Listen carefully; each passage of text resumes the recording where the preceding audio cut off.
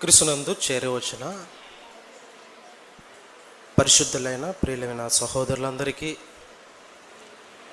మన ప్రభువు ప్రియ రక్షకుడైన క్రీస్తు వారి పరిశుద్ధ నామాన నా హృదయపూర్వకంగా వందనాలు తెలియజేస్తున్నాను. ప్రియులారా, మరొకసారి ఇంత గొప్ప అవకాశాన్ని నాకు ఇచ్చినటువంటి తండ్రి అయిన దేవునికి, జైశాలి గారికి ప్రత్యేకమైన వందనాలు తెలియజేస్తూ మరి ప్రార్థన చేసుకుని దేవుని యొక్క వాక్యంలోకి వెళదాం. ప్రియులారా, అందరూ కూడా తలలో ఉంచి కళ్ళు మూసుకున్నట్లయితే ప్రార్థన చేసుకుని దేవుని యొక్క వాక్యాన్ని మనం విందాం. మహోన్నతుడు పరిశుద్ధుడైన మా తండ్రి, మమ్మల్ని ప్రేమించి ఇచ్చిన ఈ సమయానికే మీకు కృతజ్ఞతలు తండ్రి. మీ పిల్లలుగా మేము పుట్టి మీ కొరకు బ్రతుకుటలో ఎలాంటి జాగ్రత్తలు తీసుకోవాలో, అపవాది మాయలో పడకుండా నీ వాక్యము ద్వారా మమ్మల్ని మేము ఎలా కాపాడుకోవాలో కొద్ది నిమిషాల పాటు మీరు మా కొరకు వ్రాయించిన మీ మాటలను మేము ఆలోచిస్తుండగా నీ ఆలోచన నీ జ్ఞానముతో మమ్మల్ని నింపి నడిపించమని మా ప్రభువును ప్రియరక్షకుడైన క్రీస్తు వారి పరిశుద్ధ నామమున ఈ ప్రార్థన అడిగి వేడుకొంచున్నాము తండ్రి, ఆమేన్. ప్రియమైనటువంటి దేవుని వారలారా, దేవుని యొక్క మహాకృపను బట్టి మరొకసారి తండ్రి మనందరి కోసం సిద్ధపరిచిన తన మాటల్లోని విషయాలు తెలుసుకునే అవకాశం మనందరికీ దేవుడిచ్చినందుకు మనందరి తరపున కన్న తండ్రి అయిన దేవునికి నా హృదయపూర్వకంగా వందనాలు తెలియజేస్తున్నాను. ఈరోజు మనం నేర్చుకునబోతున్నటువంటి పాఠ్యాంశం పేరు ఫల నిష్ఫలముల మధ్య నీ కష్టం. ఈరోజు మనం నేర్చుకునబోతున్నటువంటి పాఠ్యాంశం పేరు ఫలం నిష్ఫలముల మధ్య నీ కష్టం. మనిషి యొక్క జీవితం అనేది చాలా ప్రాముఖ్యమైనది ప్రియులారా. మనిషి జీవితంలో దేవుణ్ణి చేరుకోవడానికి దేవుడు ఎన్నో మార్గాల్ని మనిషి ముందు దేవుడు పెట్టడం అనేది జరిగింది.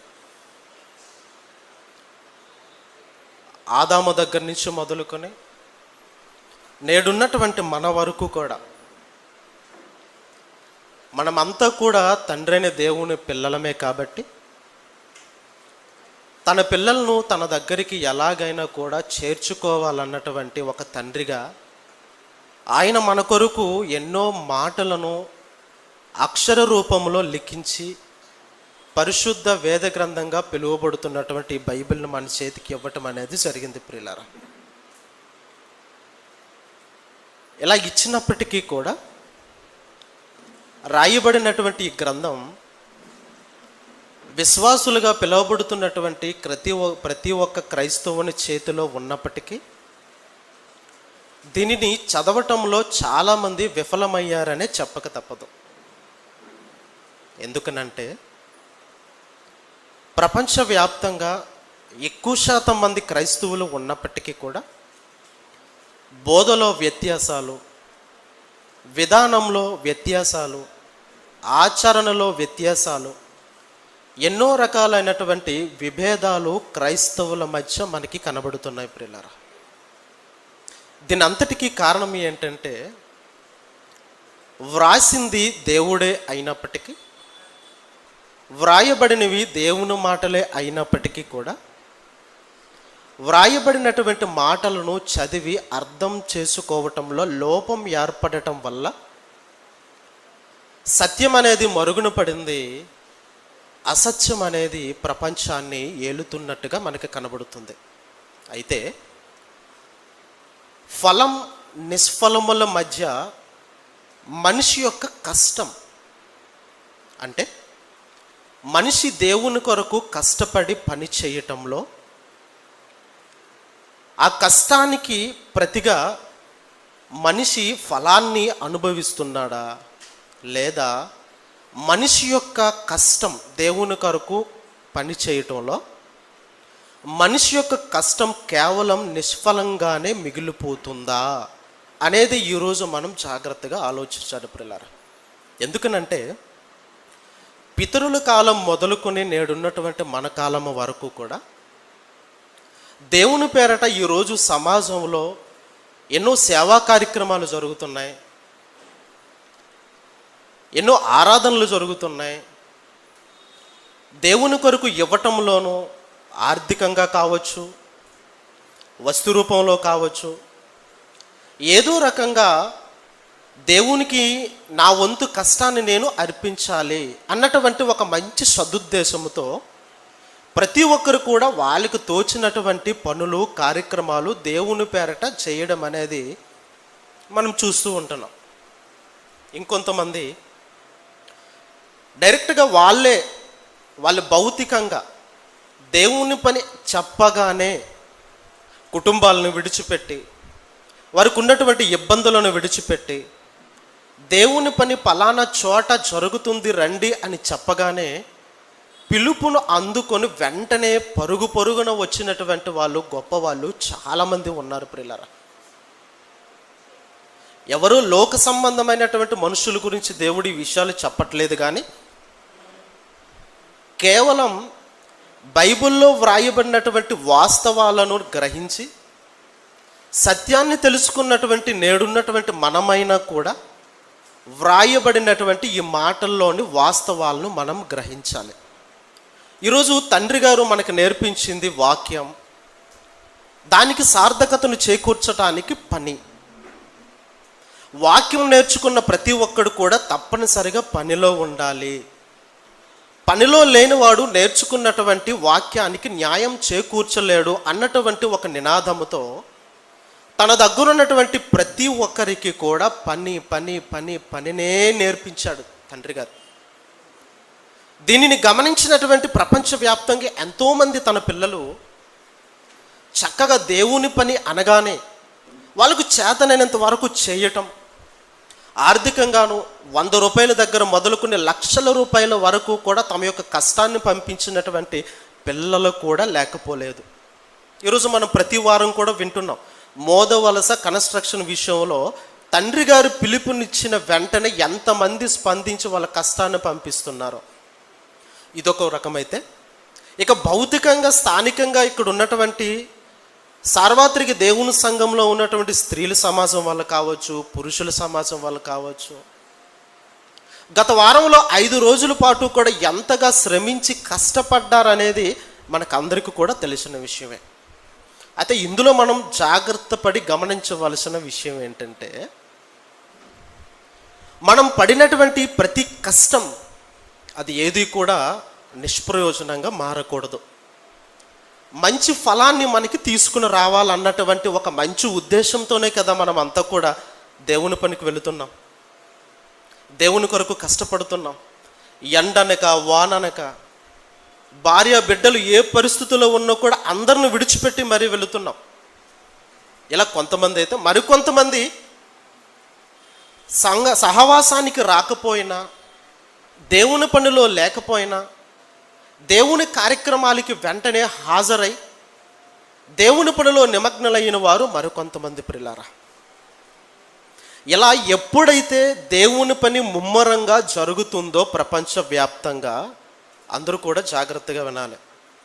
ఈరోజు బైబిల్ ఓపెన్ యూనివర్సిటీ సార్వత్రిక దేవుని సంఘంలో సత్యవాక్యం నేర్చుకొని దేవుని కొరకు కష్టపడటంలో తన జీవితాన్ని అర్పిస్తున్నటువంటి వాళ్ళు, అది ఏ రూపంలోనైనా కావచ్చు, ఆర్థిక రూపంలోనా, వస్తు రూపంలోనా, కానుకల రూపంలోనా, వాళ్ళ యొక్క అర్పణలు, అయ్యో మేము రాలేకపోతున్నామండి, పోనీ కనీసం ఇదిగో ఈ పలానా ఈ కానుక దేవుని కోసం మీరు వాడండి, మేము చెయ్యలేకపోతున్నామండి, పోనీ ఇది పలానా అవసరత కోసం వాడండి అని చెప్పి ఈ రకంగా స్పందించి దేవుని కొరకు ఇచ్చేవాళ్ళు కూడా లక్షల వేల మందిలో ఉన్నారు, కేవలం దేవుని వాక్యాన్ని బట్టి. అయితే ఇక్కడే చాలా భయంకరమైనటువంటి ప్రమాదం పొంచి ఉంది ప్రియులారా. ఏంటంటే, సత్యం పక్షాన ప్రతిఫలం కోసం దేవుని వాక్యాన్ని నేర్చుకొని ఎవరైతే కష్టపడి పని చేస్తారో దుష్టుని యొక్క విస్తారమైన పని వాళ్ళ మధ్య వాడు ఏర్పాటు చేసుకుంటాడన్న సంగతి మనం గమనించాలి. ఎందుకనంటే అపోస్తులైన పౌలు గారు ఒక మాట అంటారు, అపవాది యొక్క తంత్రములను మనము ఎరుగని వారముగా మనం ఉండకూడదు. వాడు దేవుని పని లేని చోట వాడికి పని లేదు. దేవుని వాక్యాన్ని నేర్చుకోలేనటువంటి మనుషులతో వాడికి ఎప్పుడు కూడా అవసరత ఉండదు. దేవుని వాక్యాన్ని నేర్చుకోవటంలోనూ దేవుని కొరకు కష్టపడి పనిచేయటంలోనూ ఎవరైతే నిమగ్నలై ఉంటారో వారి దగ్గరే వారిని చెడగొట్టడానికి, మాయ చేయటానికి అనునిత్యము కూడా వాళ్ళు ఎప్పుడు కష్టపడుతూనే ఉంటాడు, మనకంటే రెండింతలు మూడింతలు. ఎందుకనంటే మన కష్టం అది మనకి ఫలాన్ని తీసుకొచ్చేదిగా ఉండాలనే ఆశతో మనం పనిచేస్తాం. కానీ వాడు మన కష్టాన్ని నిష్ఫలంగానే మార్చడానికి వాడు ప్రయత్నిస్తాడు. ఇంతకీ ఎంత కష్టపడి పనిచేస్తున్నటువంటి మన జీవితం విషయంలో మన కష్టానికి ప్రతిఫలం ఆశించడంలో తప్పు లేదు. ఆ ఫలం కోసమే ఈరోజు మనం కష్టపడి పనిచేస్తున్నాం. ఉన్నతమైన దేవుని రాజ్యానికి చేరుకోవాలన్నటువంటి ఆశతోనే ఉద్యోగాలు విడిచిపెడుతున్నాం, వ్యాపారాలు విడిచిపెడుతున్నాం.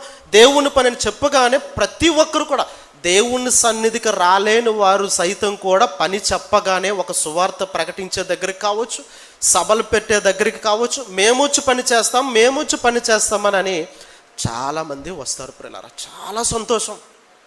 కానీ మనం చేసే ప్రతి పని అది దేవునికి ఒక అర్పణగా అర్పిస్తున్నాం.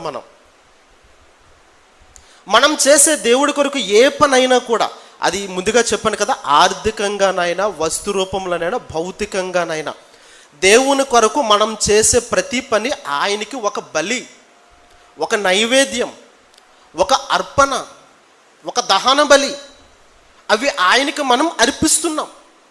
ఈ అర్పించే క్రమంలో దేవుడు మనం ఆయన కొరకు అర్పించే ఈ అర్పణలను ఆయన స్వీకరిస్తున్నాడా? ఇది ప్రశ్న. ఈ ప్రశ్నతోనే ప్రతి వచనాన్ని కూడా జాగ్రత్తగా చదువుకుంటూ మనం ముందుకు వెళదాం. ఎందుకంటే స్వీకరించడం దేవుని పనే కదా మనం చేస్తున్నాం, దేవుని కొరకే కదా మనం వెళుతున్నాం, దేవుని కొరకే కదా లక్షల రూపాయలు మనం పంపిస్తున్నాం. ఎందుకు మనకు ప్రతిఫలం ఇవ్వడు దేవుడు అను ఒకవేళ అజాగ్రత్తగా ఉంటే మనం ఎప్పటికీ మోసపోతాం ప్రియులారా.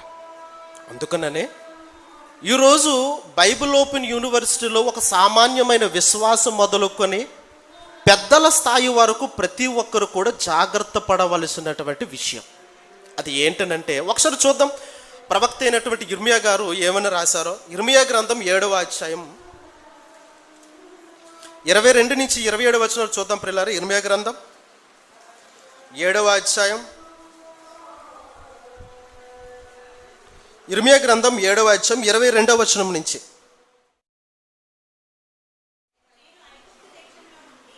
నేను ఐగుప్తు దేశములో నుండి మీ పితరులను రప్పించిన దినమున దహన బలులను గూర్చి కానీ బలులను గూర్చి కానీ నేను వారితో చెప్పలేదు. నేను ఐగుప్తు దేశం నుంచి విడిపించి తీసుకుని వచ్చినప్పటి నుంచి మొదలుకొని నేటి వరకు కూడా మీరు నా పేరట నా కొరకు మీరు అర్పిస్తున్నారే అర్పణలు, కానుకలు, దహన బలులు కావచ్చు, బలులు కావచ్చు, వాటిని గూర్చి నేను వారితో చెప్పలేదు.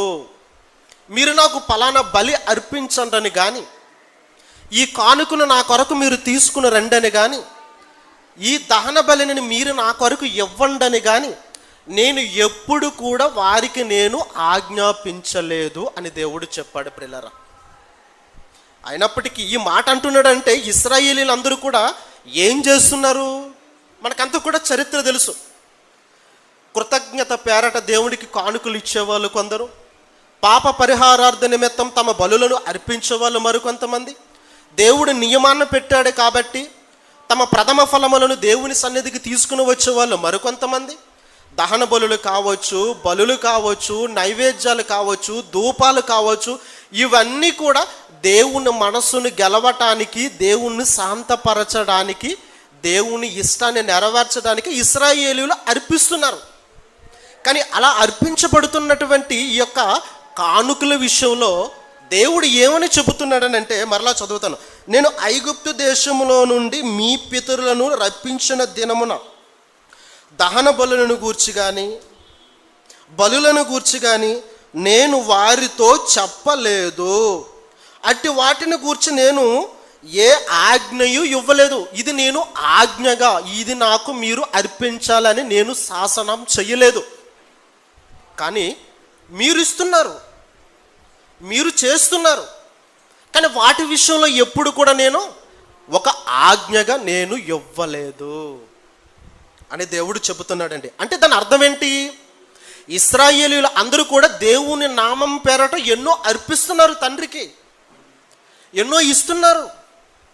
అది కృతజ్ఞతాపూర్వకంగా కావచ్చు, పాప పరిహారార్థం నిమిత్తం కావచ్చు, ఇంకే రకంగానైనా కావచ్చు, ఇంకే విధంగానైనా కావచ్చు. కానీ దేవుడు అది అంటున్నాడు, అసలు మీరు నా కొరకు అర్పిస్తున్నారే, ఇవన్నీ కూడా మీరు నా కొరకు అర్పించే వీటి విషయంలో ఏ రోజైనా నేను ఆజ్ఞగా ఇచ్చానా? అందరూ బైబిల్ బాగా నేను చదివే ప్రతి రిఫరెన్సు జాగ్రత్తగా వినండి. ఓవర్ కాన్ఫిడెంట్లో నా మొహాలు చూసుకొని అలాగా మీరు ఆదమరపుగా ఉండకండి. జాగ్రత్తగా వినాలి ప్రతి ఒక్కరు కూడా. నేను ఎప్పుడు కూడా దీని గురించి ఒక ఆజ్ఞగా ఇవ్వలేదు, అయినప్పటికీ మీరు ఇస్తున్నారు. అసలు నేను ఆజ్ఞగా ఇచ్చింది, మిమ్మల్ని శాసించింది దేని విషయంలోనో తెలుసా అని చెబుతూ కింద వచనంలో ఒక మాట అంటున్నాడు ప్రియులారా. ఏదనగా ఈ మాటలు మీరు 23వ వచనమ్మా, ఏదనగా నా మాటలు మీరు అంగీకరించిన ఎడల నేను మీకు దేవుడినై యుందును, మీరు నాకు జనులై యుందురు. మీకు క్షేమము కలుగునట్లు నేను మీకు ఆజ్ఞాపించుచున్న మార్గమంతటి యందు మీరు నడుచుకొనుడి. ఇక్కడ దేవుడు ఒక విషయంలో బాధపడుతున్నట్టుగా మరలా ఆ బలులు, నైవేద్యాలు, ధూపాలు, కానుకలు అర్పిస్తున్న వాళ్ళు చేయనిది పట్టించుకొని ఒక విషయాన్ని మరలా ప్రస్తావనలోనికి తీసుకుని వచ్చాడు దేవుడు కింద వచనంలో. ఏంటది? 23వ వచనం, నా మాటలు మీరు అంగీకరించిన ఎడలా. అంటే దేవుని నామం పేరట బలులు అర్పిస్తున్నారు, దహన బలులు ఇస్తున్నారు, నైవేద్యాలు ఇస్తున్నారు, ధూపాలు ఇస్తున్నారు, కానుకలు సమర్పిస్తున్నారు, దేవుని నామం పేరట ఎన్నో కార్యక్రమాలు చేస్తున్నారు ఇశ్రాయేలీయులు. ఇవన్నీ కూడా దేవుని పేరటే చేస్తున్నారు. కానీ దేవుడు ఏమంటున్నాడు? నేను అడగకుండానే, నేను శాసించకుండానే, నేను ఆజ్ఞ ఇవ్వకుండానే ఇవన్నీ చేస్తున్నారు. కానీ నేను ఏదైతే మీ నుంచి ఆశిస్తున్నానో, ఏదైతే అడుగుతున్నానో అది మాత్రం మీరు చెయ్యటం లేదు. ఏంటది? 23వ వచనంలో, నా మాటలు మీరు అంగీకరించిన ఎడలా. అంటే దేవుని పేరట ఎన్నో వీళ్ళు కార్యక్రమాలు చేస్తున్నారు, దేవునికి అర్పిస్తున్నారు. కానీ దేవుడు దగ్గర నుంచి వినబడుతున్న మాటలు మాత్రం వీళ్ళు వినటానికి ఇష్టపడట్లేదు, అంగీకరించట్లేదు.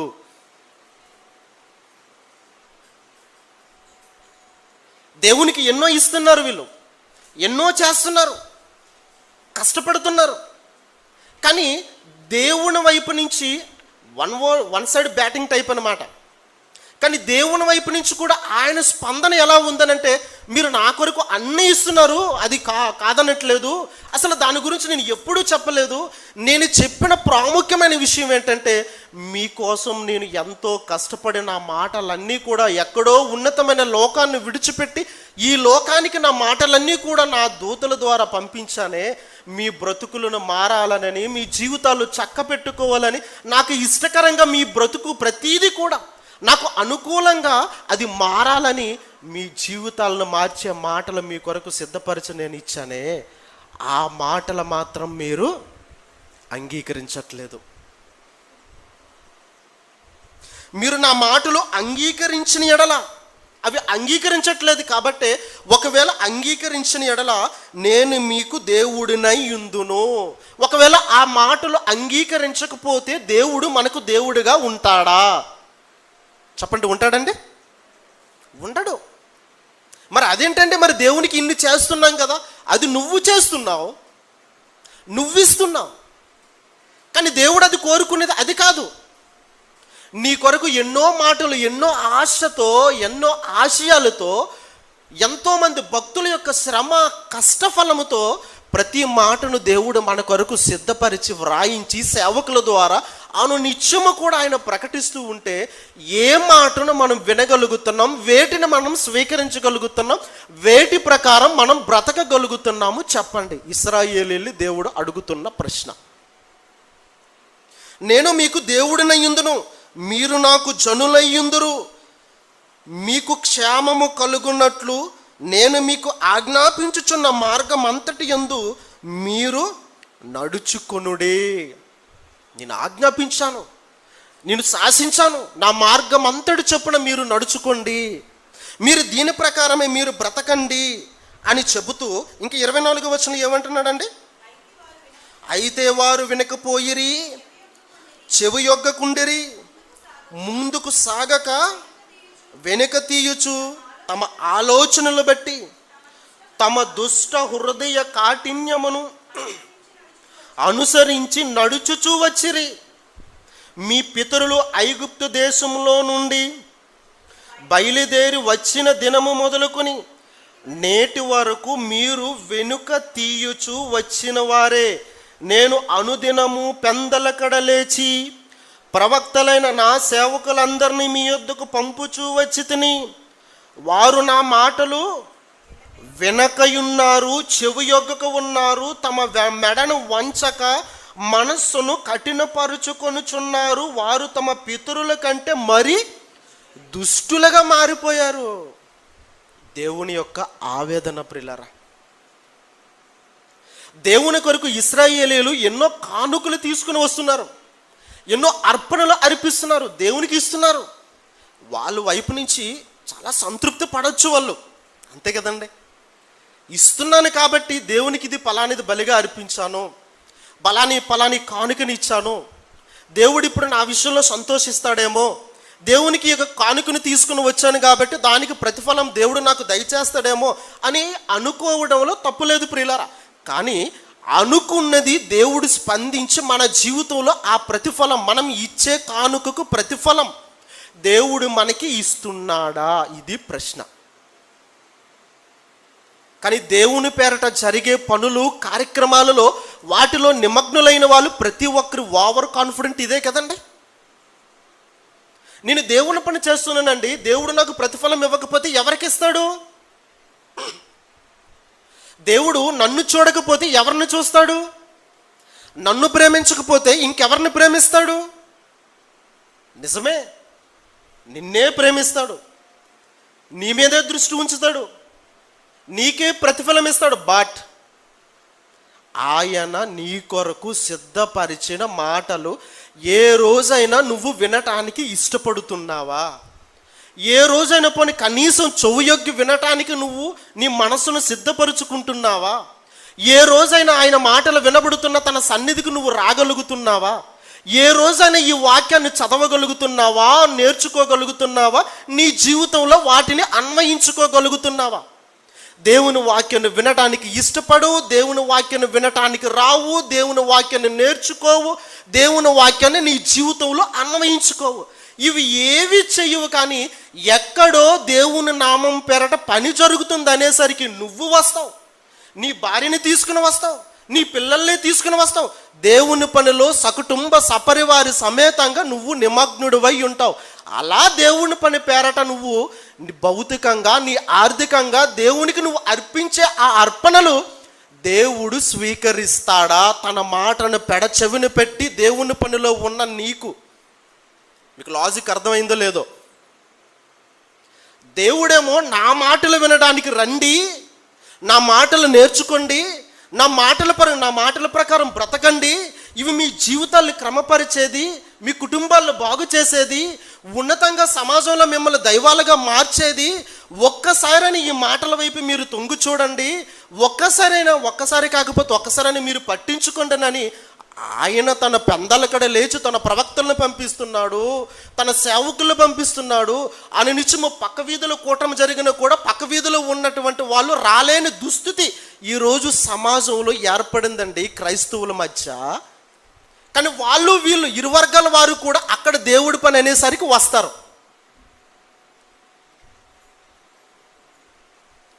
పక్క వీధుల ప్రార్థన కూటం జరుగుతుందంటే వీళ్ళు రారు, ఇక్కడే తరగతి జరుగుతుందంటే వీళ్ళు రారు.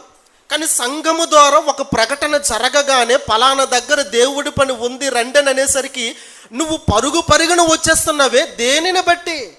దేవుడు నీకు ప్రతిఫలం ఇవ్వాలనేగా, దేవుడు నిన్ను ప్రేమించాలనేగా, నీ కష్టాన్ని గుర్తించాలనేగా. ఎప్పుడు నీకు ప్రతిఫలం ఇచ్చి నీ కష్టాన్ని గుర్తించి నీకు బహుమానాన్ని ఇస్తాడో తెలుసా? ముందుగా నీ చుట్టుపక్కల నీ కొరకు సిద్ధపరిచిన ఆ వర్తమానాన్ని, ఆ వాక్యాన్ని వినటానికి ఫస్ట్ ప్రయారిటీ నువ్వు ఇచ్చిన రోజు మాత్రమే. వాక్యం ఉందండి, తర్వాత పని పుట్టింది. ఆది యందు వాక్యముండును, కలిగి ఉన్నది ఏది కూడా వాక్యము లేకుండా కలుగలేదు. వాక్యము ముందు. ఆ వాక్యమే వినకుండా వాక్యాన్నే పక్కన పెట్టి ఏం దేవుని పని చేసేస్తావు నువ్వు నేను మనమంతా కూడా. అసలు దేవుని పని అంటే ఏంటో తెలుసా? ఆ దేవుని పని ఎలా చెయ్యాలో తెలుసా? ఆ దేవుని కొరకు ఎలా కష్టపడాలో తెలుసా? ఏం తెలుసు? ఏదో అంతా తెలుసు అన్న భ్రమలో మనం ఉన్నాం. ఏమీ తెలియదు మనకి. ఓవర్ కాన్ఫిడెంట్లో ఉంటాం మనం.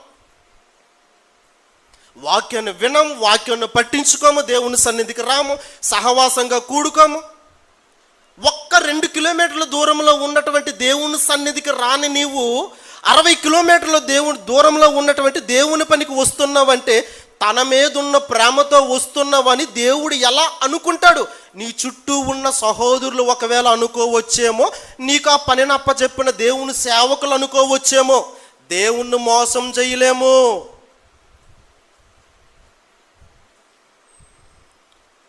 ఎంత భయంకరమైన పరిస్థితి అండి. అపవాది తెలివండి, తెలివి. తండ్రి గారు ఈరోజు పనే మనకి నినాదం.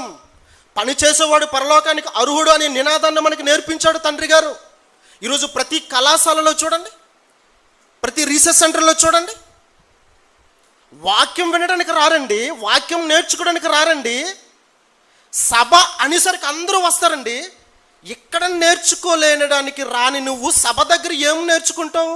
అవుట్డోర్ కదా, చక్కగా నలుదిక్కుల గాలి వస్తుంది, తర్వాత వాటర్ పెడతారు, తర్వాత ఎంటర్టైన్మెంట్ ఉంటుంది, తర్వాత ఆలు వీలు అందరూ వస్తారు, తర్వాత మాట్లాడుకోవచ్చు. సభ అనంతరం ఏ కార్యక్రమాలు ఉంటాయో అవి తెలుసు. కానీ ఇక్కడ సంఘంలో ఉండవు కదా. ఆ ఉద్దేశమా? లేకపోతే ఇంకేదైనా? ప్రియులారా ఆలోచించండి. అపవాది మనల్ని భయంకరంగా మోసం చేస్తున్నాడు. ఆడు చాలా తంత్రగొట్టివాడు. దేవుని పనిలో నిన్ను ఉంచానని చెప్పి దేవుని వాక్యాన్ని విననివ్వకున్నా, దేవుని సన్నిధికి వెళ్ళనివ్వకున్నా, దేవుని వాక్యం నేర్చుకోనివ్వకున్నా, దేవుని వాక్యాన్ని పట్టించుకోనివ్వకున్నా దానిని కప్పిపెట్టి దేవుని పని చేసేస్తే పర్లేదులే నీకు పరలోకం వస్తుందనే మాయలో నిన్నుంచాడు వాడు. నిజమండి, 100% నిజం ఇది. మరొక మాట కూడా చూద్దామా? ఇర్మియా గ్రంథం, అదే ఇర్మియా గ్రంథం 6వ అధ్యాయం చూడండి, 19-20 వచనాలు. అదే ఇర్మియా గ్రంథం 6వ అధ్యాయం 19-20 వచనాలు. భూలోకమా వినుము, ఈ జనులు నా మాటలు వినకున్నారు, నా ధర్మశాస్త్రమును విసర్జించి ఉన్నారు కనుక తమ ఆలోచనలకు ఫలితమైన కీడు నేను వారి మీదకి రప్పించుచున్నాను. ఈ జనుల కొరకు నేను ఎంతోమంది సేవకుల యొక్క ప్రాణాలను అర్పించి ధర్మశాస్త్రాన్ని ఇచ్చానే. ఈ క్రొత్త నిబంధన రావడానికి ఎంతోమంది అపోస్తుల యొక్క ప్రాణ త్యాగ ఫలమే ఇది. శ్రమ అనక, కష్టం అనక, బాధ అనక, భార్యను విడిచి, భర్తను విడిచి, కుటుంబాన్ని విడిచి, కాళ్ళ నటకతో అనేక ప్రాంతాలకు సువార్తను ప్రకటించి, చెరసాలల్లోనూ, ఇబ్బందులలోనూ, ప్రమాదాల్లోనూ సువార్తను ప్రకటించి మన చేతికి రావడానికి 66 పుస్తకాలతో ఈ మాటలు ఆయన ముద్రించి మన చేతికి ఇచ్చాడే. కానీ వాటి పట్ల మనం ఎలా ఉన్నామంట? భూలోకమా వినుము, ఇదిగో ఈ జనులున్నారే, ఈ క్రైస్తవులు, ఈ జనులు నా మాటలు వినుకున్నారు, నా ధర్మశాస్త్రాన్ని విసర్జించి ఉన్నారు కనుక తమ ఆలోచనలకు ఫలితమైన కీడును నేను వారి మీదకి రప్పించుచున్నాను. కానీ నా మాటలు వినరు, నా మాటలు పట్టించుకోరు, నా మాటల మీద శ్రద్ధ పెట్టరు. కానీ ఆ కింద వచనంలో వాళ్ళు ఏం చేస్తున్నారు చూడండి. షాబా నుండి వచ్చినటువంటి సాంబ్రాణి నాకేల. కానీ షాబా దేశంలో ఉన్నటువంటి సాంబ్రాణి, ద ఫేమస్ సాంబ్రాణి, దేవుని కొరకు ధూపాన్ని వేయడానికి అర్పించేదండి.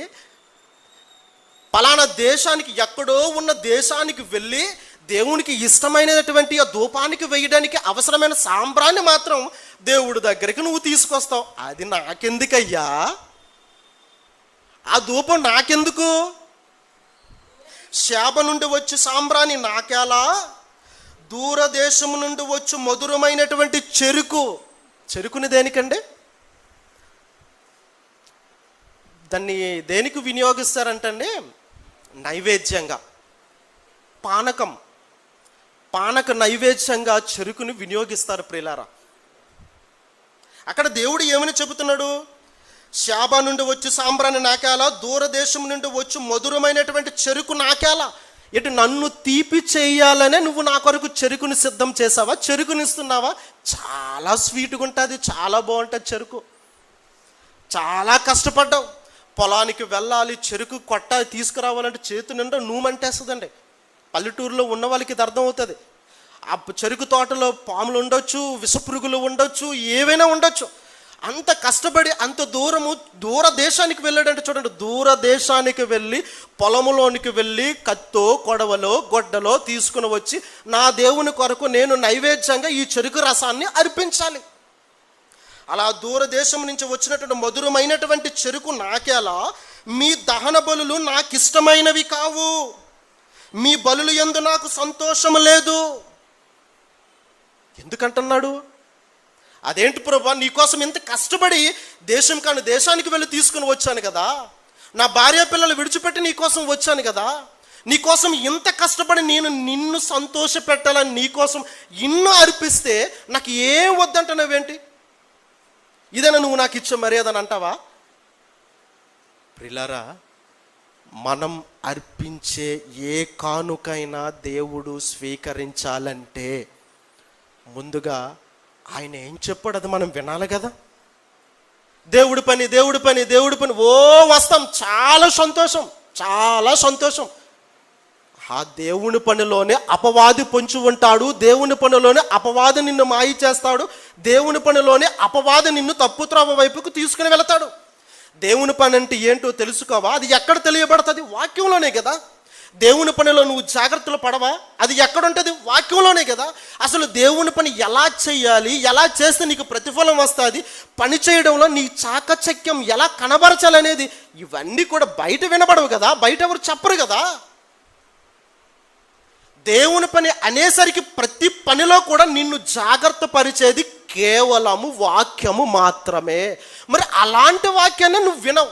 నాకేదో ఓ పెద్ద తెలుసు అన్నట్టుగా దేవుని వాక్యం వినడానికి రావు, కానీ దేవుని పనికి అయితే మాత్రం వెళ్ళిపోతావు. అలానే నేను దేవుడి పనికి వచ్చిన వాళ్ళు రావద్దు నేను అనట్లేదు, మరలా నా మాటలు వక్రీకరించకండి. దేవుని పనికి రావద్దు నేను అనట్లేదు, కానీ మీ కష్టం మీకు ఫలాన్ని తీసుకుని వచ్చేదై ఉండాలి. అది నిష్ఫలంగా మారకూడదు. అది ఎప్పుడు నిష్ఫలంగా మారిపోద్దో తెలుసా? నువ్వు కేవలము పనిలో మాత్రమే ఉంటావు. పని నీ జీవితానికి జీతాన్ని ఇస్తుంది, కానీ వాక్యం నీ జీవితాన్ని ఉన్నతమైన పరలోకానికి నడిపిస్తుంది. వాక్యం నీ ఆత్మను రక్షిస్తుంది, పరలోకానికి తీసుకుని వెళుతుంది. కానీ పని, జీతం ఆ ఆత్మకి అది ఒక ఉన్నతమైన స్థానంలో నిలవబెట్టడానికి ఒక కేడర్ని ఏర్పాటు చేస్తుంది, జీతం. కానీ పనికి వస్తామని అంటారు, దేవుని వాక్యానికి వినడానికైతే మాత్రం రారు. ఇదెక్కడ న్యాయం? అసలు ఇదెక్కడ చెప్పాడు దేవుడు బైబిల్లో? వాక్యం వినడానికి ఫస్ట్ రావాలి, వాక్యం విని దానిని సార్థకతను చేసుకోవడానికి పనిలో ఉండాలి. మనం 2 కళ్ళు లాంటివి ఇవి, 2 కిడ్నీలు లాంటివి ఇవి. ఏది ముఖ్యమంటే ఏదైనా చెబుతాం చెప్పండి. వాక్యం విను, వాక్యం నేర్చుకో, వాక్యం కొరకు రా, సహవాసంలో ఉండు, ప్రార్థనలో గడుపు. ఈ వాక్యంలోనే కదా పని ఎక్కడ ఉంటుందో, ఎలా ఉంటుందో, ఏ పని ఎలా చెయ్యాలో. ఏంటి మోదవలస వెళ్ళక మునిపే జైశాలి గారు ఇవన్నీ జాగ్రత్తలు మనకు చెబుతారు కదండి. ఏవి చెప్పకుండా తండ్రి గారు వచ్చి ఒక కుర్చీ మీద మనం వెళ్ళి ఆయన దగ్గర కూర్చుని అలాగ మనం ఉన్నాం అనుకోండి, ఎంతకు అసలు మోదవలసి ఎందుకు వెళ్ళినట్టు, అక్కడ ఏం చేసినట్టు? పని ఎప్పుడు క్రియేట్ అవుతుంది? తండ్రి గారు మనతో మాట్లాడుతారు. నాయన పలాని ఈ పని చేయాలి, వాక్యం, మాటలు, వాక్కు. ఆయన ఎప్పుడైతే తన నోరు తెరిచి తన మాటలను తెలియజేస్తారో, ఈ పని చెయ్యండి, ఆ పని చెయ్యండి, ఇలా చేయండి, అలా చేయండి అని తండ్రి గారు ఎప్పుడైతే తన మాటలను బయటికి తెలియజేస్తారో అప్పుడు పని పుడుతుంది మన యొక్క దేహంలో నుంచి. అప్పుడు పనిలో ఉంటాం మనం. మరి వాక్యమే ఆయన, మాటే ఆయన చెప్పకపోతే, ఆయన కాదు ఎవరు అసలు వాక్యమే లేకపోతే ఏ పని చేస్తాం, ఎలా చేస్తాం చెప్పండి? వాక్యం ప్రియులారా, వాక్యం వినడానికి ఇష్టపడట్లేదు, కానీ దేవుని పేరట దేవుని సభలు అనేసరికి వస్తాం, దేవుని సెమినార్లు అనేసరికి వస్తాం, సువార్తలు అనేసరికి వెళతాం, మోదవలస కష్టపడడానికంటే వస్తాం. కానీ దేవుని సన్నిధికి వాక్యాన్ని వినడానికి రండి బాబోయ్, రండి రండి రండి అని తలా నెత్తు బాదుకుంటారు మన ప్రిన్సిపాల్ గారు. ఆయన మాట పట్టించుకోరు. కొన్ని జెంట్స్ కమిటీ అధ్యక్షులు వీళ్ళ మాట వింటారా? వీళ్ళ మాట వినరు. కొన్ని స్త్రీల కమిటీ అధ్యక్షులు వింటారు, వాళ్ళ మాట చెబుతారు, వాళ్ళ మాట వింటారా? అది వినం. మరి ఏం చేసేద్దామని? పని చేసేస్తావా? అబ్బా పని చేస్తే జీతం వచ్చేస్తుందా? నీకోసం మరి ఇంచుతాడు మరి జీతం. ఆ జీతం నీకు ఎప్పుడు అప్లై అవుతుందో తెలుసా? నువ్వు నేను ముందుగా మన కొరకు సిద్ధపరచిన ఈ వాక్కులను విని వాటిని తెలుసుకొని మన జీవితంలో అన్వయించిన నాడే మన పనికి యొక్క ప్రతిఫలం మనకు లభిస్తుంది. చాలా జాగ్రత్తగా ఉండాలండి. అపవాది చాలా తెలివైన వాడండి, చాలా తెలివైన వాడు. చెడ్డ తెలివైన వాడు. తెలివైనడు అంటే మంచి తెలివైనడు కాదు, చెడ్డ తెలివైన. ఆడంత చెడ్డ తెలివైనడు ఇంకొకటి లేడు. ఇలా వాక్యాన్ని పక్కన పెట్టి అదమరుపుతో ఎవరెవరైతే ఉంటారో వాళ్ళందరినీ సెలెక్ట్ చేసుకుంటారు. దేవుని సన్నిధికి రాకున్నా కేవలం పనికి మాత్రమే, దేవుని వాక్యాన్ని వినడానికి నేర్చుకోవడానికి రాకున్నా కేవలం సువార్త అనేసరికి లేకపోతే సభలు అనేసరికి వచ్చిన వాళ్ళు మాత్రమే, ఇలాంటి వాళ్ళు అందరిని మాత్రం సెలెక్ట్ చేసుకుంటారు. వాళ్ళందరినీ వారిని మాయ చేస్తాడండి. ఇది నిజమండి. మనం ఇప్పటికైనా మనం మేలుకోవాలి ఈ విషయంలో. మనం అర్పించే అర్పణలు కావచ్చు, మనం ఇచ్చే కానుకలు కావచ్చు, అవి ఎప్పుడు కూడా మన కష్టం ఎప్పుడు కూడా అది వృధాగా పోకూడదు. మనకు ఫలాన్ని తేవాలి. మనకు ఫలం ఎంత కష్టపడదు మొండు టెండలో 5 రోజుల పాటు కూడా ఏంటి నిజంగా స్త్రీలకి ఈ విషయంలో హ్యాట్స్ అప్ అండి. పోనీ మేమైనా అనకూడదు, కానీ మేమైనా ఒక టీషర్టో షార్టో వేసుకొని పనిచేస్తామండి ఎండలో 5 రోజుల పాటు. నిండుగా చీర కొట్టుకొని ఆ వేడిలో ఒక్కపోతలో బాబోయ్, ఒక లోడ్ అయిపోతే ఇంకొక లోడు, అటువైపు చూసరికి మరొక లోడు వచ్చేది మట్టి. ఆ లోడు వెంటనే సరిదిన వెంటనే మరొక లోడు. అమ్మా లోడ్ వచ్చింది అనేసరికి అప్పుడు ఏమనేది తెలుసా? రానివ్వండి, ఎన్ని లోడ్లు వస్తాయి రానివ్వండి. నిజంగా వాళ్ళకి నిజంగా చేతులెత్తి నా హృదయపూర్వకంగా నేను వందనాలు చెప్తున్నానండి. నిజంగా మనస్ఫూర్తిగా. ఆడవాళ్ళు అయినప్పటికీ కూడా తండ్రి గారు వాక్యమే కాదు నువ్వు చెప్పేది, దేవుని కొరకు కష్టపడడం కూడా నేర్పించారు కాబట్టే ఎంతగా పని చేయగలుగుతున్నారండి. నా సహోదరులు కూడా ఎండనక వేడనక అంత కష్టపడ్డారంటే ఆ ఫలమంతా కూడా ఈరోజు మనం సంపాదించుకున్నామా అన్నటువంటి భరోసా మనకి ఎప్పుడు వస్తుందో తెలుసా? నేను వాక్యానికి ప్రాధాన్యత ఇస్తున్నానా లేదా? వాక్యాన్ని వినడానికి నేను దేవుని మందిరానికి వెళుతున్నానా లేదా? వాక్యం నేర్చుకుంటున్నానో లేదా? ప్రార్థనలో ఉంటున్నానా లేదా? దేవుని మందిర సహవాసంలో నేను ఉంటున్నానా లేదా? ఆ ఉంటున్నావు 100% ఓకే అన్నటువంటి భరోసా నీకు ఎప్పుడు వస్తుందో నీ కష్టానికి ఫలం నువ్వు సంపాదించుకున్నట్టే. ఇలా కాకుండా సహవాసానికి రాక, వాక్యం వినక, వాక్యం నేర్చుకోక, కేవలం బయటకు మాత్రం నువ్వు పని అనేసరికి వస్తున్నావు చూసావా, నీ జీవితంలో తుది శ్వాస వరకు అది నీకు ప్రయోజనకరంగా మారదు. దేవుడు అవే మాటలు రాయించాడు. సమూయేలు మొదటి గ్రంథం 15వ అధ్యాయము 22, 23 వచనాలు ఒకసారి చూడండి ప్రియులారా. సౌలుకి దేవుడు చెప్పాడు, ఇదిగో అమాలేకీయులు అయినటువంటి వాళ్ళందరినీ కూడా నువ్వు యుద్ధం చేసి సమస్తం అంతా కూడా నువ్వు సర్వనాశనం చేసేయి అని సౌలుతో దేవుడు చెప్పి మరీ పంపించాడండి. అయితే సౌలు ఏం చేశాడు? కొవ్విన వాటిని, బలిసిన వాటిని, ఆరోగ్యకరమైనటువంటి వాటన్నిటిని తీసుకుని వచ్చి అవి దాచాడంట. అప్పుడు ప్రవక్తని పంపించాడు. ప్రవక్తను పంపించిన తర్వాత ఏంటో నాకు అరుపులు వినబడుతున్నాయి, ఎక్కడి నుండి ఈ స్వరము అని చెప్పేసి ప్రవక్తను పంపిస్తే అప్పుడు సౌలు గారు ఏమంటున్నారు, అయ్యా అవి నీకోసమే ప్రభువా, కొవ్విన వాటిని, వయసులో ఉన్న వాటిని, యవ్వనములో ఉన్న వాటిని నీ కొరికే కదా నేను బలర్పించడానికి నేను తీసుకుని వచ్చాను అని అంటే, అప్పుడు ఆయన రియాక్షన్ ఎలా ఉందో చదవండి. ఇప్పుడు సమూయేలు మొదటి గ్రంథం 15వ అధ్యాయం 22-23 వచనాలు. అందుకు సమూయేలు తండ్రి అయిన దేవుడుగా తాను సెలవిచ్చినటువంటి ఆజ్ఞను ఒకడు గైకొనుట వలన ఆయన ఎంత సంతోషిస్తాడండి.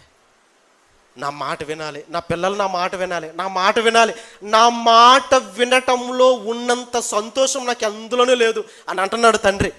ఒకడు తన ఆజ్ఞను గైకొనటంలో యెహోవా సంతోషించున్నట్లు ఒకడు దహన బలులను అర్పించుట వలన నేను సంతోషించునా? ఆలోచించు, ఒక్కసారి ఆలోచించు. నువ్వు నా మాట వినటంలో నేను హ్యాపీగా ఫీల్ అవుతున్నాను నువ్వు అనుకుంటున్నావా? లేకపోతే నా కొరకు వచ్చి నువ్వు ఏదో అర్పించేశాను, ఏదో పని చేశాను అని చేయటంలో నేను హ్యాపీగా ఫీల్ అవుతున్నాను నువ్వు అనుకుంటున్నావా? ఆలోచించు. ఆలోచించాలి కదా, ఆయన చెప్పాడుగా ఆలోచించమని. నా మాట నువ్వు వినటంలో నేను హ్యాపీగా ఫీల్ అవుతాను అని నువ్వు అనుకుంటున్నావా?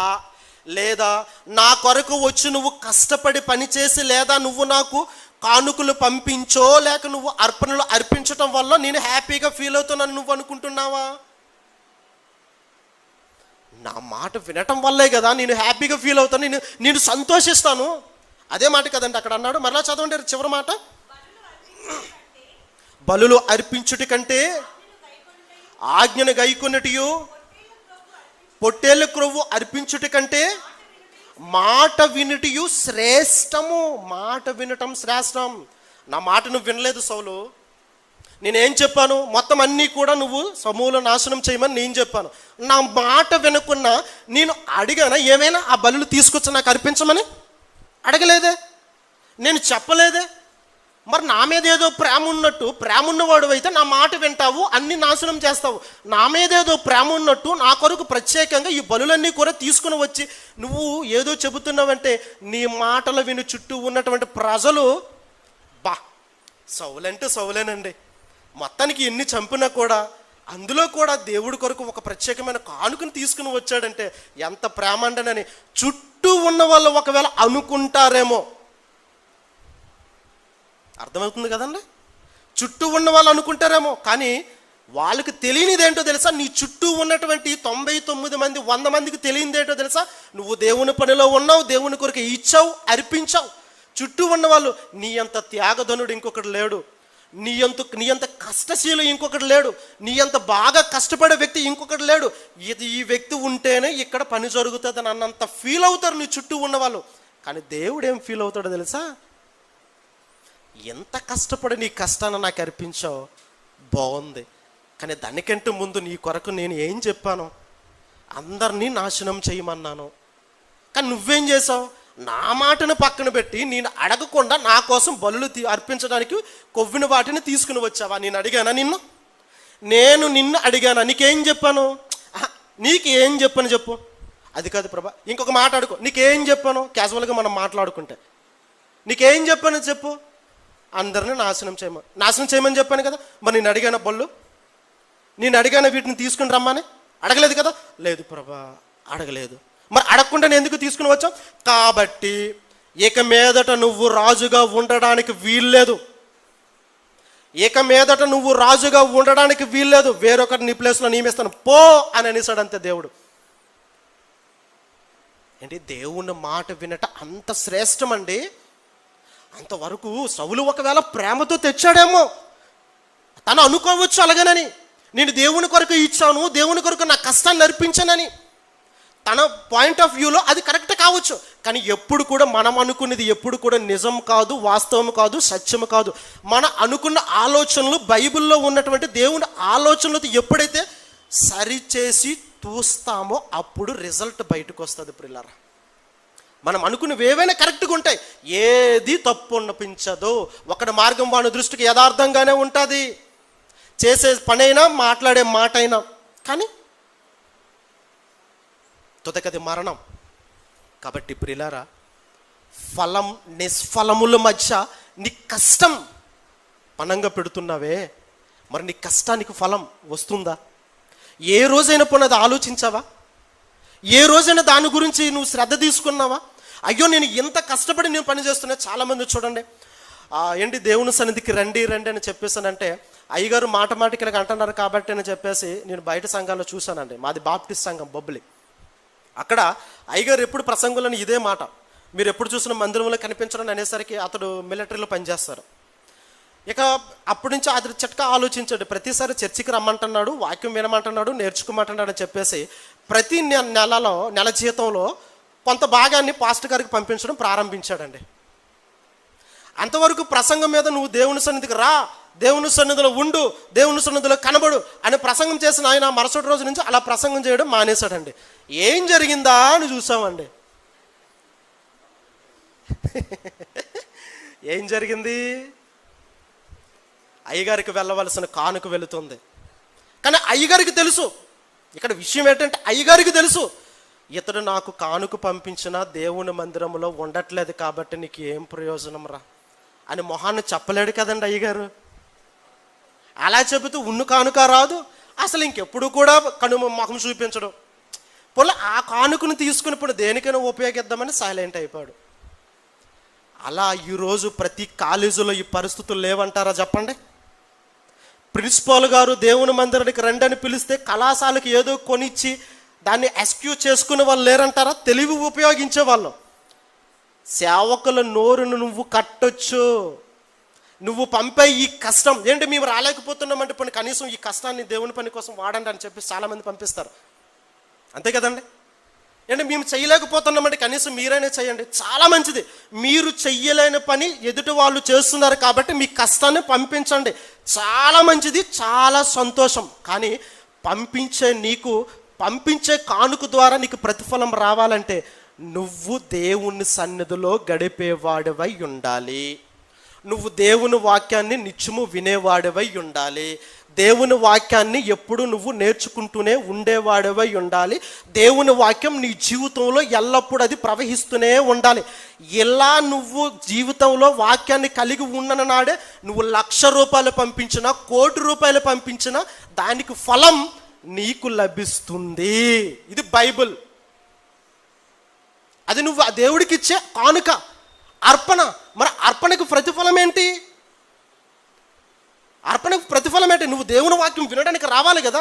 పని ఎలాగో చేయట్లేదు, పోనీ దేవుని పనికైనా నువ్వు రావట్లేదు. దేవుని పనికి రావట్లేదు కాబట్టి కనీసం దేవుని వాక్యం వినడానికైనా రావాలిగా. ఇటు దేవుని వాక్యం వినడానికి రాక, సన్నిధిలో గడపక, వాక్యం నేర్చుకోక 1,00,000 రూపాయలు, 2,00,000, 1,00,00,000 రూపాయలు నువ్వు పంపించినంత మాత్రాన నీ కొరకు దేవుడు ప్రతిఫలాన్ని ఇస్తాడని అనుకోవడం అది మనకి అమాయకత్వం. నిజమేనండి, 100కి 100 పాళ్ళు నిజం. అది మన కష్టం అంతా కూడా వ్యర్థమైపోతుంది, అది వేస్ట్గా మారిపోద్ది. మనం ఈరోజు దేవుని సేవ పేరట మనం పంపించినట్టు ఎంతోమంది త్యాగదనులండి కష్టాన్ని పంపిస్తున్నారు. కష్టాన్ని పంపించే ప్రతి సహోదరుడు సోదరిమణులకి నేను ప్రభువు పేరట విజ్ఞప్తి చేస్తున్నది ఒక్కటే, మీరు పంపించిన ప్రతి కానుక, భౌతికంగా మీరు పడినటువంటి ప్రతి కష్టం మీకు ఫలాన్ని చేకూర్చేదై ఉండాలనంటే మీరు నిత్యము మీ దగ్గరలో ఉన్నటువంటి సన్నిధి సహవాసంలో మీరు ఉండేవారై ఉండాలి. దేవుని వాక్యం నిత్యము మీరు వింటూనే వారై ఉండాలి.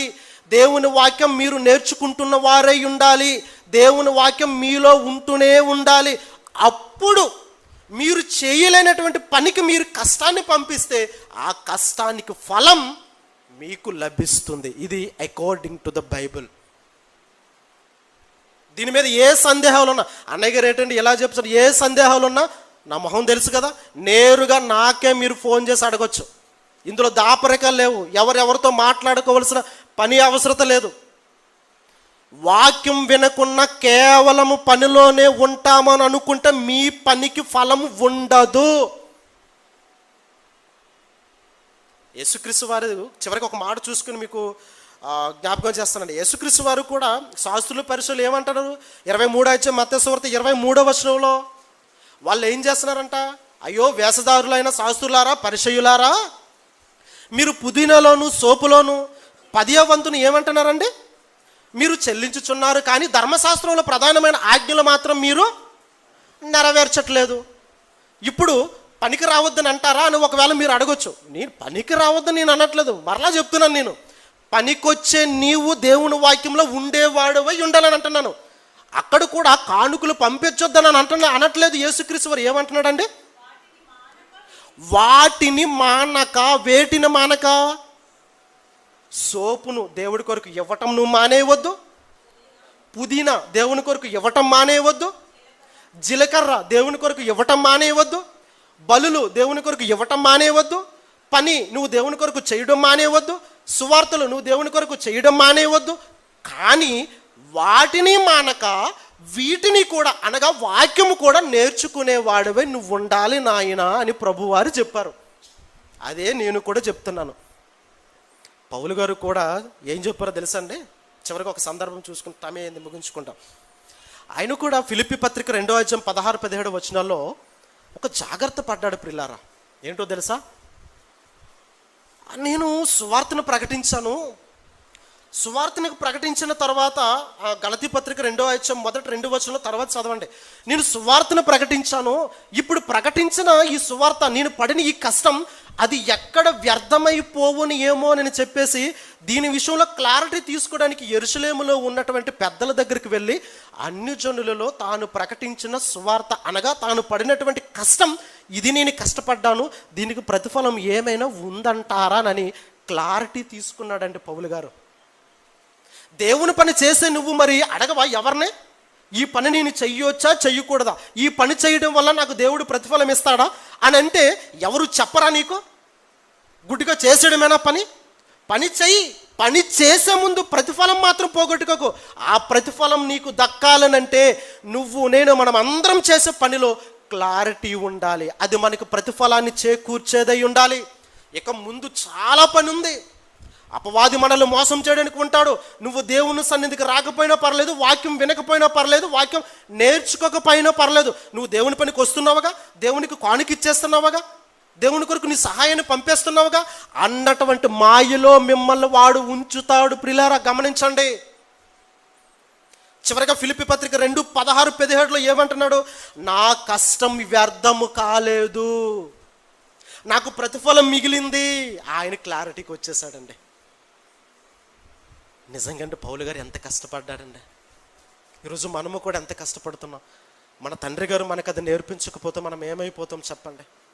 దేవుని కొరకు నువ్వు నేను మన ఆరోగ్యం లెక్క చేయక, ప్రాణాన్ని లెక్క చేయక ఇంతగా కష్టపడే మనం ఫల నిష్ఫలముల మధ్య మన కష్టం మనకేం తీసుకుని వస్తుంది? ఫలాన్ని తీసుకుని వచ్చేటట్టుగా ఉందా, లేకపోతే నిష్ఫలాన్ని తీసుకుని వచ్చేటట్టుగా ఉందా? మనం ఎంత కష్టపడి పనిచేస్తున్నాం, మనకి ప్రతిఫలం పోగొట్టుకునేటట్టుగా మనం ఉండకూడదు ప్రియులారా. మంచి ఫలాన్ని మనం సంపాదించాలి. మంచి ఫలం 100 1000 2000 10,000 రెట్టింపు ఫలాన్ని మనం పొందుకోవాలి. ఆ ఫలం మనకి ఎప్పుడు వస్తుందో తెలుసా? భూమి మీద వాక్యానుసారంగా మన వ్యక్తిగత జీవితంలో బ్రతికి మరణించిన నాడే మనం పడే కష్టానికి ఫలం మనకి యాడ్ అవుతుంది. మనం వాక్యానుసారంగా బ్రతకక, వాక్యాన్ని నేర్చుకోక, వాక్యాన్ని మనం వినక, దీనిని అశ్రద్ధ చేసి పక్కన పెట్టి మనం ఎంత దేవుని పనిలో ఉన్నా మనం నరకానికి వెళ్ళిపోతాం. మన పని మనలను కాపాడదు. వాక్యమే మనల్ని కాపాడుతుంది, వాక్యమే మన ఆత్మను రక్షిస్తుంది. కాబట్టి ప్రియులారా, వాక్యం వినటంలోనూ నేర్చుకోవటంలోనూ దీనిని జీవితంలో అన్వయించుకోవడంలోనూ అది ఏ సందర్భంలోనే కావచ్చు, అశ్రద్ధ చేయకండి. వ్యక్తిగత విభేదాలు పక్కన పెట్టండి. వాళ్ళంటే ఇష్టం ఉండదండి అని అనకండి. దయచేసి ప్రతి ఒక్కరికి చెబుతున్నాను, పనిలో ఉన్నవారం మన పని కష్టాన్ని మనం సంపాదించుకుందాం, ఫలాన్ని పోగొట్టుకోవద్దు. అలా జాగ్రత్త పడి ఫలాన్ని పోగొట్టుకున్న కాపాడుకోవారంగా మనం ఉండాలనంటే వాక్యానికి ప్రథమమైన ప్రాధాన్యత ఇచ్చేవారంగా మనం అంతా కూడా ఉండాలని నా హృదయపూర్వకంగా కోరుకుంటూ నా మాటలు ముగించుకుంటున్నాను. పిల్లారా, అందరికీ వందనాలు. Thank you.